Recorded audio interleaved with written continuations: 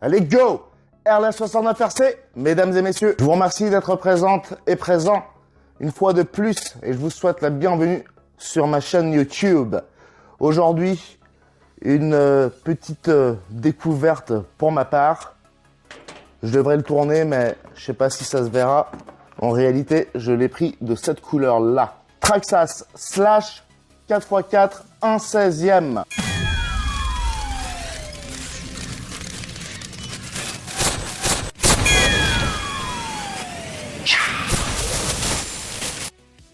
Ce petit Slash 1/16e n'a pas complètement disparu, il est juste revenu un peu plus moderne, avec dans le package un petit chargeur USB-C ainsi qu'un accu NiMH.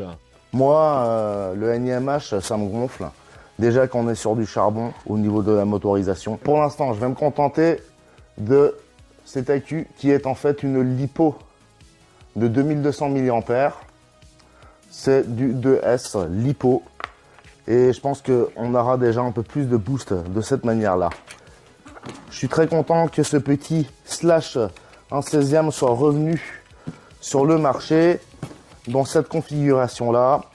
D'ailleurs, il n'existe que la version noire, celle que j'ai acquise, et cette version rouge.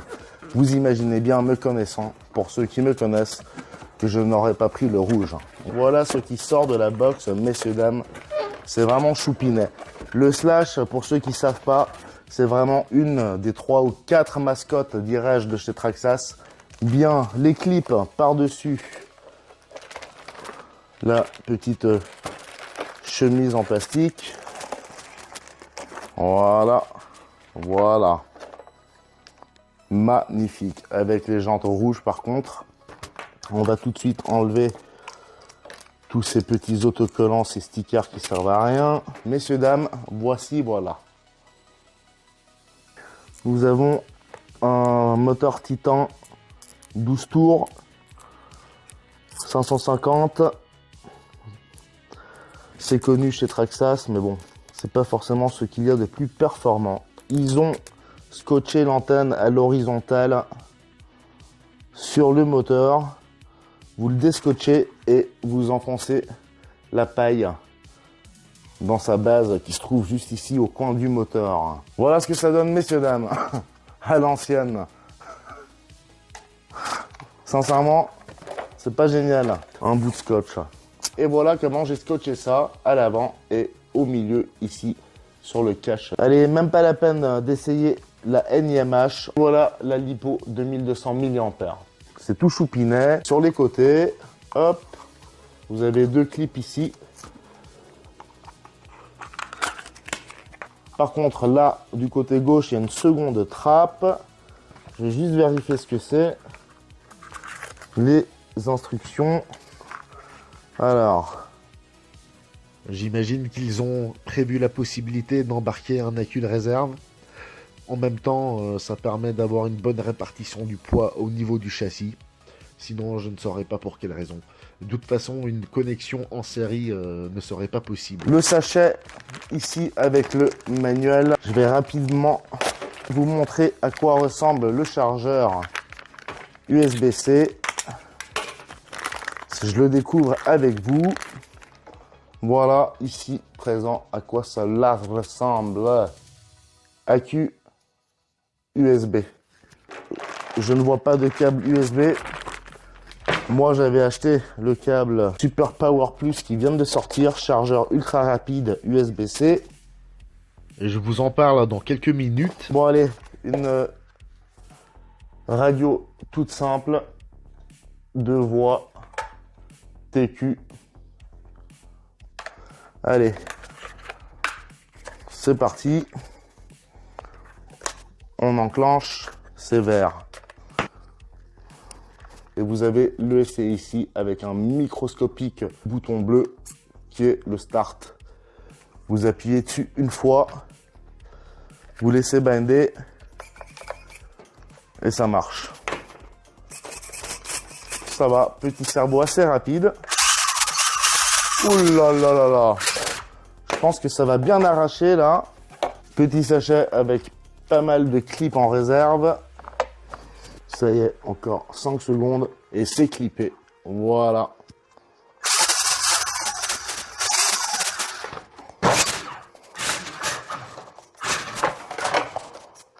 N'oubliez pas de vous abonner, pouce en l'air si vous kiffez, cloche des notifications. Yo, RLS69 RC.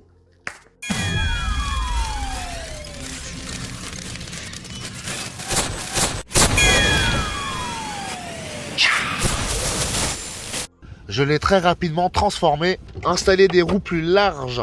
Et je peux vous dire que contrairement à son état d'origine, avec ces roues-là, elle lève. Au départ arrêté, ça part en wheeling, c'est assez incroyable. Petite carreau sympathique Goodrich. Je l'ai légèrement rabaissé en resserrant les ressorts des amortisseurs. Et on fait un petit test maintenant dans cette configuration d'origine en 2S. Slash 1/16e Traxxas 4x4. C'est parti, RLS69 RC.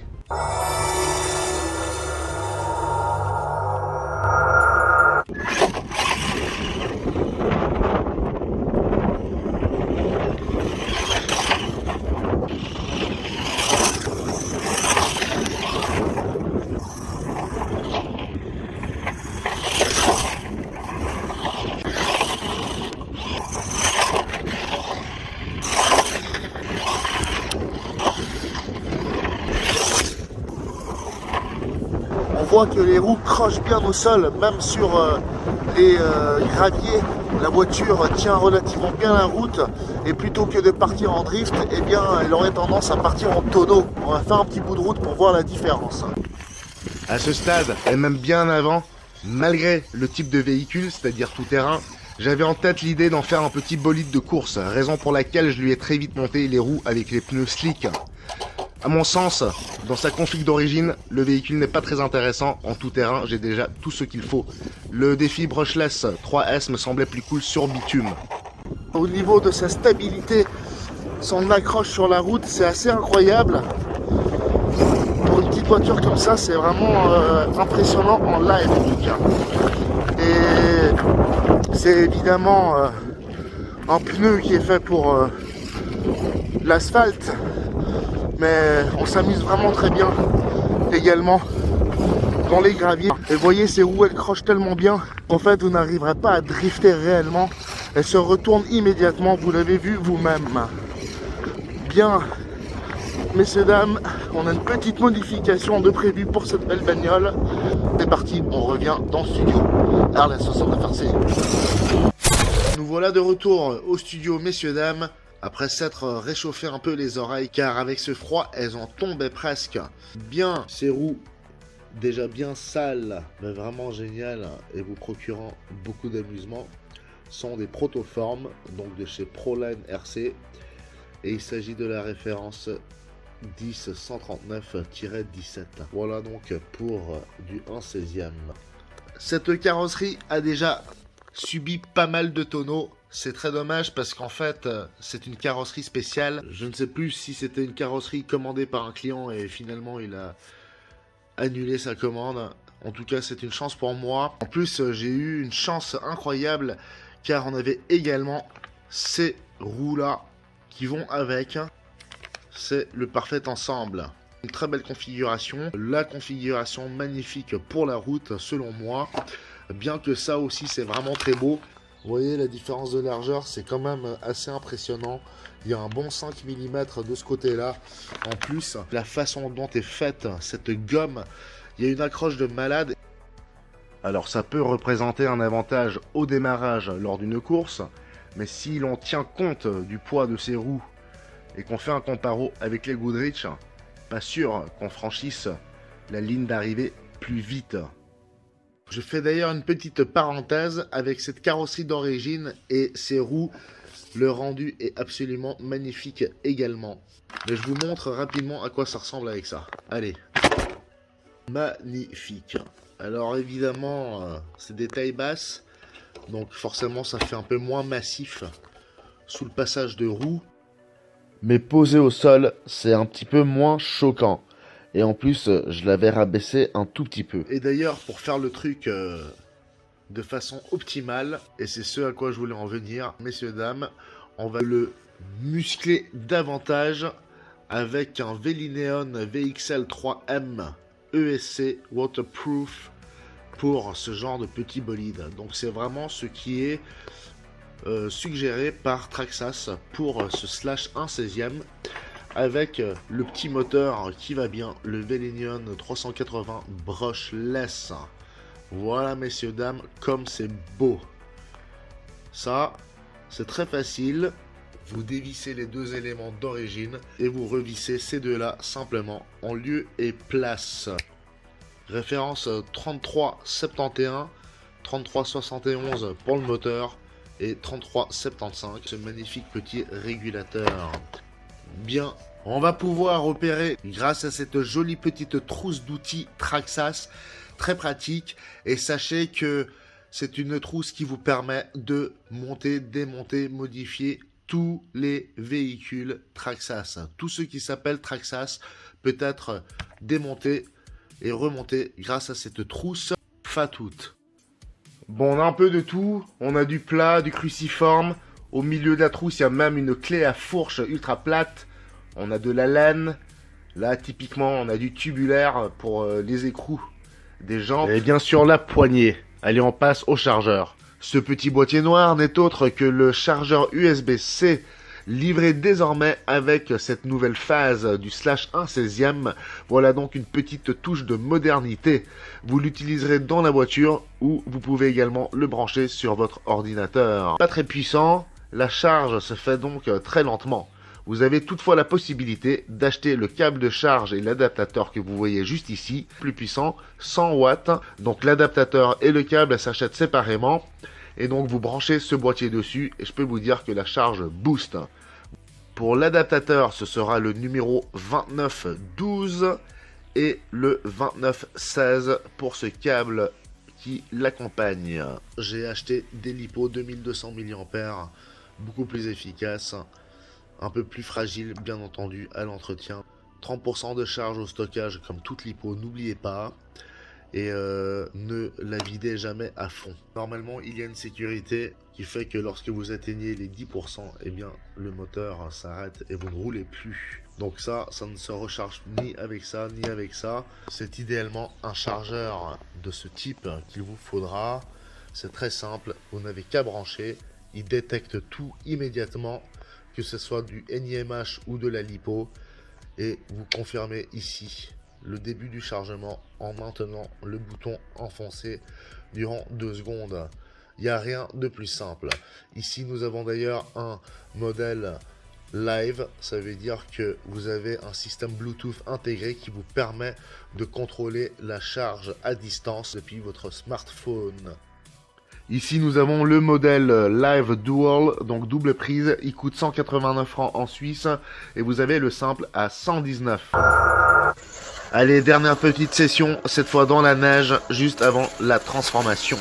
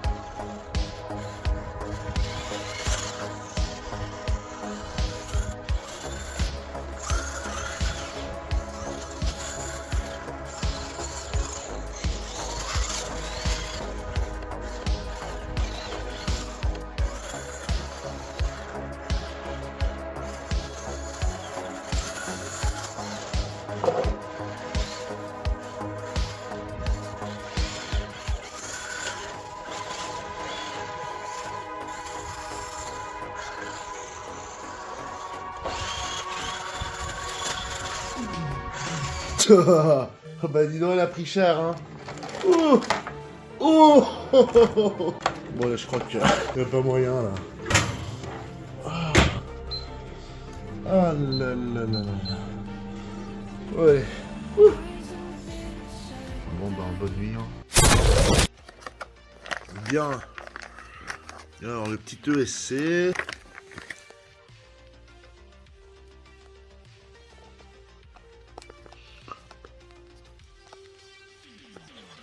Ainsi que les instructions.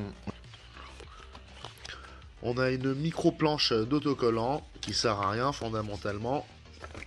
Et nous avons ici, je viens de déplier le paplard, les instructions concernant cette ESC. Donc je dirais que pour ceux qui font ça pour la première fois, il est vivement conseillé de lire tout le blabla. Vaut mieux avoir lu trop d'informations que pas assez. Vous et vous seul être responsable de cet engin une fois que vous l'avez acheté et qu'il est en vos mains. Le moteur ensuite, messieurs, dames, pareil, petite planche d'autocollant, les instructions et le fameux petit moteur. Alors, il est vachement plus petit par rapport au brushed d'origine. Du brushless, évidemment, c'est normalement incassable et éternel, comme on dit. Mais en tout cas, beaucoup plus efficace, plus performant et probablement aussi et logiquement plus résistant que ce brushed. Vous pouvez trouver des vidéos tuto sur YouTube pour monter ça. Vous avez les petites vis qui vont avec. Rien de spécial est nécessaire en plus. C'est parti mon kiki, go. Airless 69 RC, c'est rare mais petite transformation nécessaire et marrante. Abonnez-vous messieurs dames, pouce en l'air et cloche des notifications, go. Donc pour enlever le moteur, il va falloir dégager l'ESC d'origine.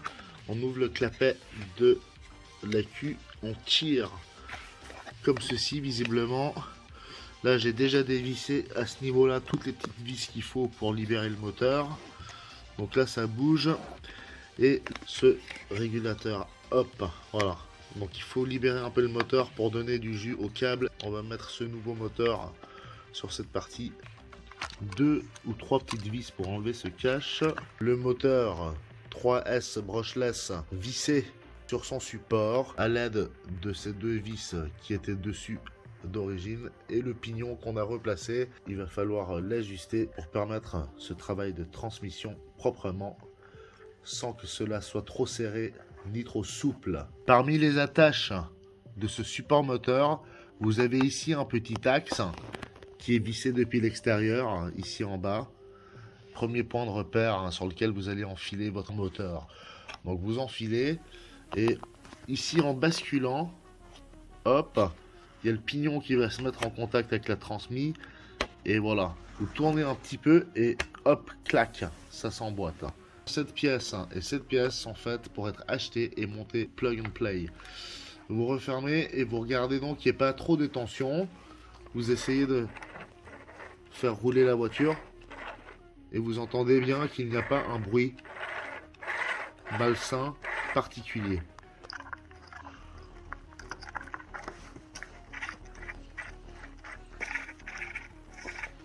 Tout a l'air de bien se passer. Il me reste donc plus qu'à remettre ce cache qui protège ces petites roues à dents. Ça empêche la poussière de venir s'amasser en trop grande quantité et rapidement. Donc ça écarte quand même pas mal de saleté. N'oubliez jamais de remonter ce genre de pièces. Je vais provisoirement mettre mon câble Y sur la droite ici. Je le range et le fixerai ici jusqu'à ce que je monte un kit LED éventuellement, ce qui me permet d'avoir un peu de place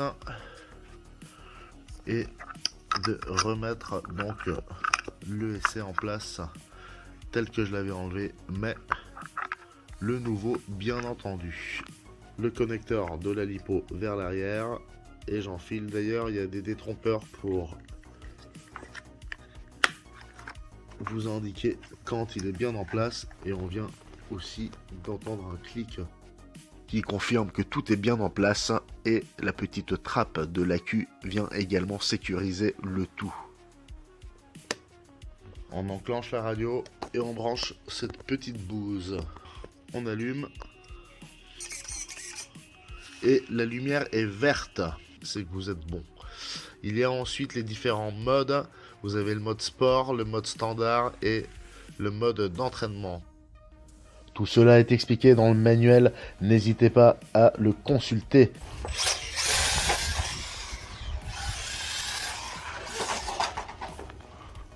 Bon, est-ce qu'on voit une vraie différence? Je sais pas.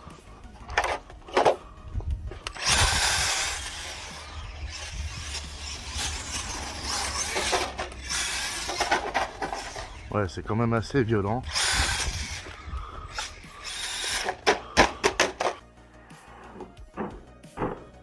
Oh, on dirait presque une figure de skate. J'ai pratiqué durant de longues années, mais même là, je saurais pas quel nom donner à cette figure.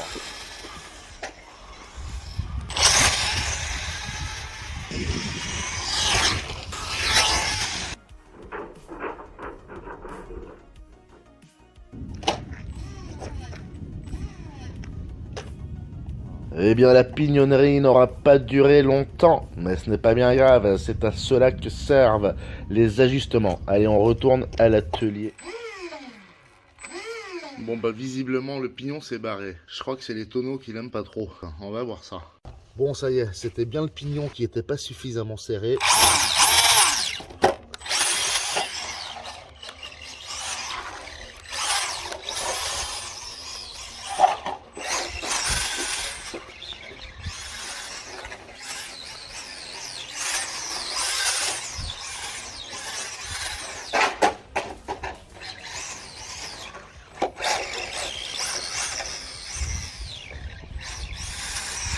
Oh, il y a un nouveau problème là.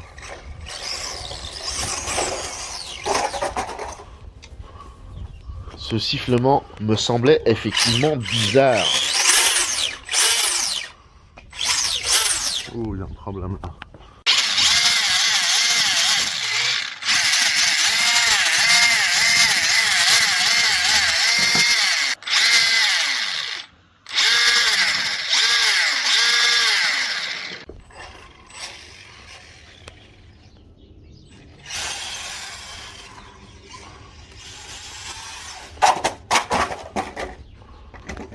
Ouh là là.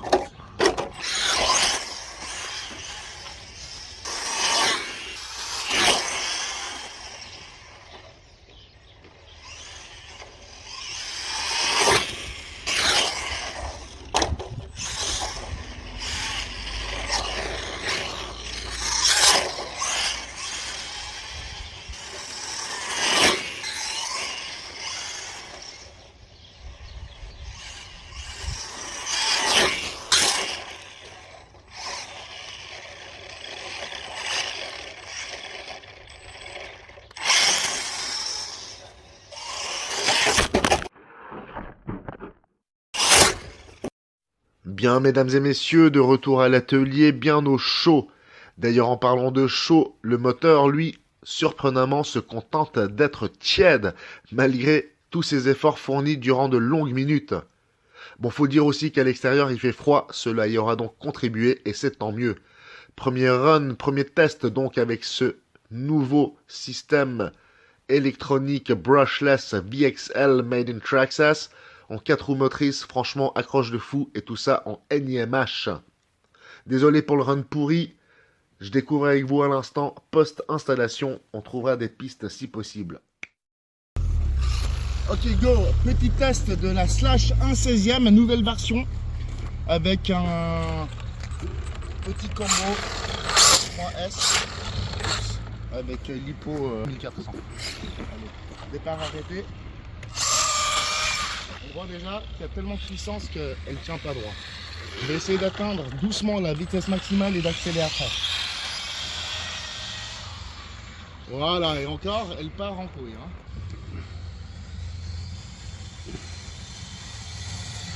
Ah. Vas-y.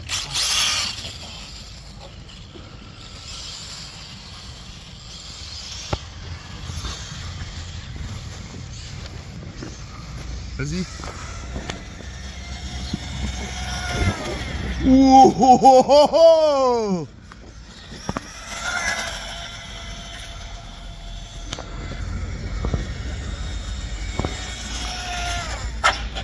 Ouh.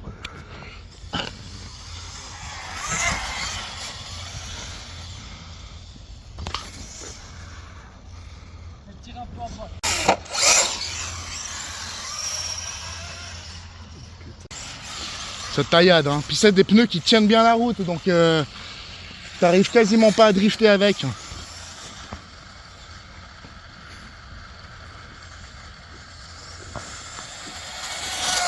Ouf, ouais, c'est beau. Bravo, belle conduite. Yes.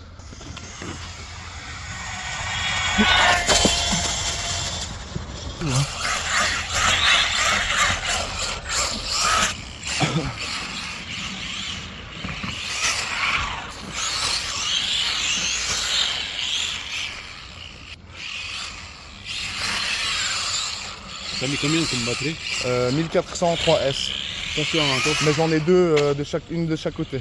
Donc j'ai de la réserve. Petit projet simple et sympa à réaliser pour une centaine de francs, mesdames et messieurs. Merci pour votre participation à mon petit projet. Pouce en l'air, abonnement, cloche de notification. RLS69RC, merci.